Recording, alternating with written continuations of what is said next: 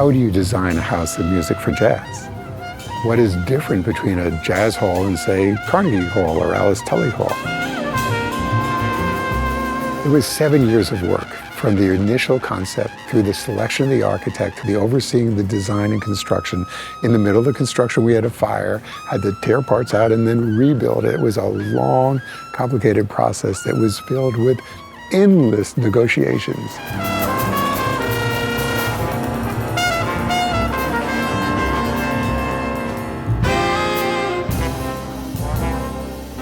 The original idea was to have one space, one concert hall for jazz music, but as it evolved over the years, we realized we should have one formal space, one semi-formal space, and one informal space. The formal space is Rose Theater, semi-formal space is the Appel Room, and the informal space is Dizzy's. Jazz deserves a space for its art form.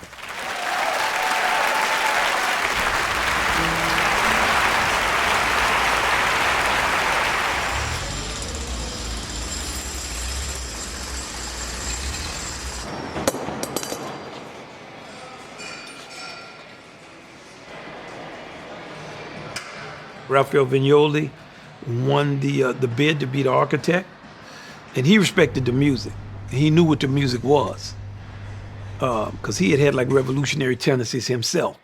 So he understood the music as an agent of freedom. We were arguing about where the box office should be. Man, we looked at the designs, the box office. We couldn't get Raphael. We calling Raphael. And I called Raphael, look, man, we got to come down there. Raphael was like, what do you want this goddamn, blah, blah, blah.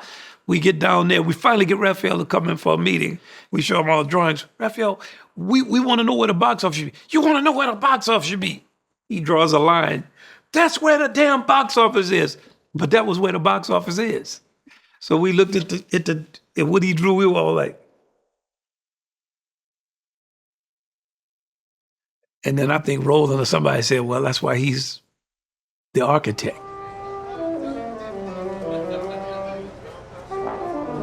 We had built a really great relationship with the people on campus. We used to perform in Alice Tully Hall. That was our main space that we went to, but there's just something about, for as much as the band would tour around the world, and whether domestically or internationally, there was really something exciting about being able to come to a place that was built for them, for this organization, and that would just be a world-class institution.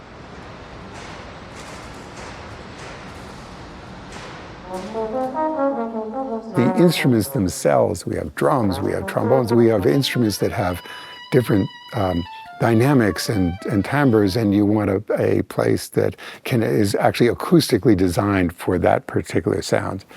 And then the second thing is that jazz is really a communal music, and it's best when not only is there a community of performers on the stage, that there's a community in the audience, and that interconnects. So one of the design principles was that the farthest seat in the back is, I think, no more than 65 feet or something from the center of the stage to really connect people. We created these movable towers that surround the stage. So very often when the stage is set up, the audience is literally on the stage adjacent to the surrounding the musicians.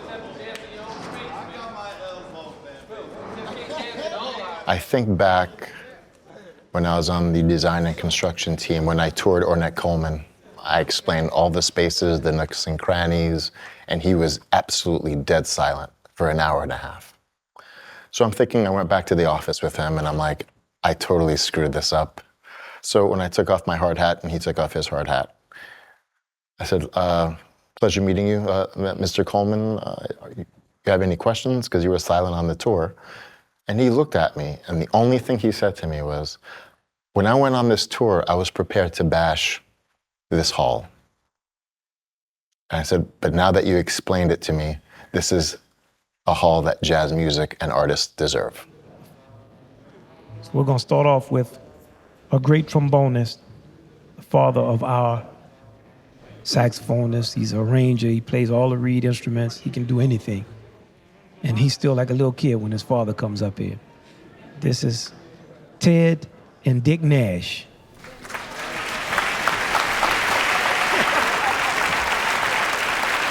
I remember just the whole time building up to the opening. The opening. The opening. We kept talking about the opening. We're going to do this.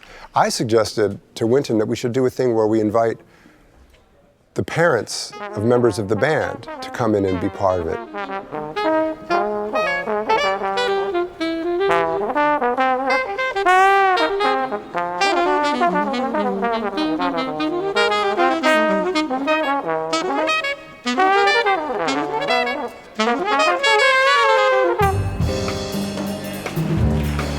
We have a lot of people in the orchestra whose parents were also musicians.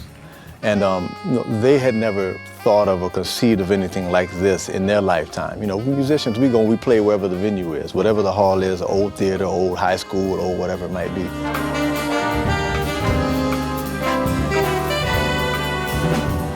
To know that we were sharing that also with them, you know, I was fortunate. My father was here, Ted's father, Walter Blanding's mother, you know, that we were celebrating all of that with them as the opening concert. That was really special. And it just really, it brought the whole opening night into context, you know, to be able to do it that way.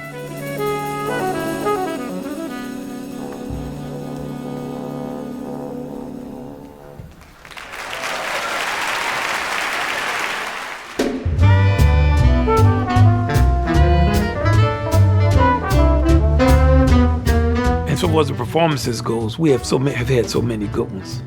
Original compositions we wrote, Chris Crenshaw's Night, the first Portraits in Seven Shades that we did, Carlos show that we did with Ruben Blades, Sherman, Inferno, unbelievable music he wrote. You know, Victor's Concerto he wrote for my brother. The piece we did with Yaqub, Congo Square, when we brought the musicians from Pakistan. When Nasir came and played with us from Iraq, Joe Lovano, Jimmy Heath, Chick Corea, all the shows we did with Chick, Wayne, Joe Temperley playing Single Petal of a Rose. The show we did after Katrina struck New Orleans, everybody was up in here.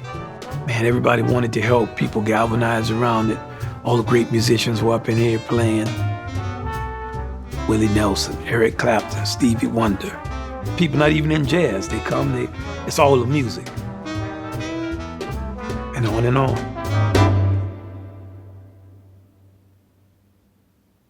From my perspective, it shows what should have been happening for 100 years in America. We should have them all over the place.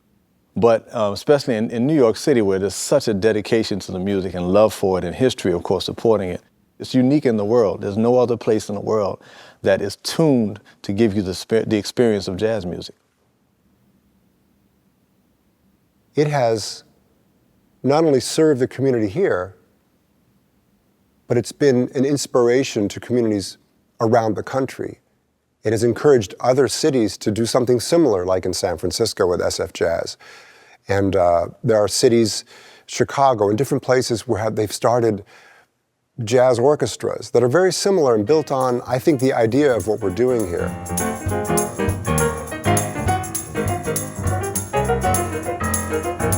Jazzling Center has planted the seeds of the jazz music culture, the jazz music literature and tradition. We've inspired it. It will continue to grow. This place will be its heartbeat, its home. It's the gathering place where it will come. And so over the next 20 years, you're going to continue to hear both this music evolve and you're going to hear the strengths of the past. I hope we respect the hall and let it be known what we did here.